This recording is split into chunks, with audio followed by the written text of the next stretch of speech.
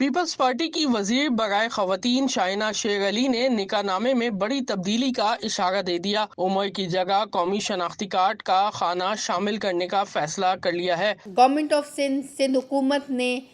ایک ایکٹ جو ہے وہ پاس کیا 2013 میں، ارلی چائلڈ میرج ایکٹ۔ وہ ایکٹ جو ہے سندھ نے پاس کیا، جس میں ایج جو ہے وہ شادی کا 18 سال ہے اور باقی صوبوں میں جو ہے وہ 16 سال ہے، کیونکہ میچور ایج جو ہے وہ 18 سال ہوتی ہے۔ تو سندھ اسمبلی نے یہ ایکٹ پاس کیا اور سون انشاءاللہ مجھے لگتا ہے کہ بلوچستان اسمبلی بھی کرنے جا رہی ہے، کیونکہ جہاں پیپلز پارٹی جب ذمہ داریاں لیتی ہے تو وہاں پہ کچھ اچھا کرنے جاتی ہے۔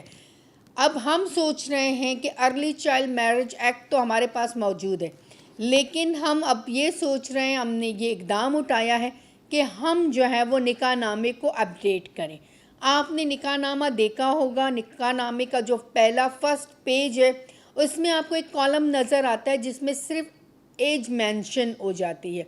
ہم چاہ رہے ہیں کہ اس کالم کو ہٹا کے ہم NIC کو ایڈ کر دیں، تاکہ اگر ہم NIC ایڈ کرا دیں گے اس کے اندر، جو ارلی چائلڈ میرج کے کیسز تھوڑے بہت جو ہمیں رپورٹ ہو رہے ہیں تو وہ